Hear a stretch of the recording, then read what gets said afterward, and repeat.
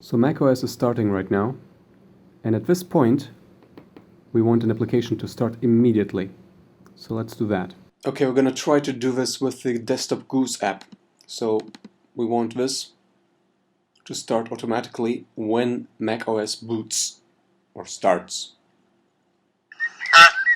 There we go. Honk.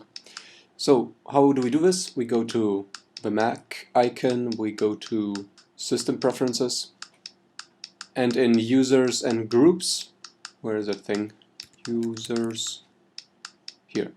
In Users and Groups, click, oh man, that's slow. Just click on Login Items. Okay, so the app is not here, so we're gonna hit the plus, and here we're just gonna select the Desktop Goose app, or whatever app you want to have here, and now it's here. And now, alright, so that was all I had to do, I think. So let's close it. And let's first just log out. Okay, logging in again. And now the moment of truth. Does it boot?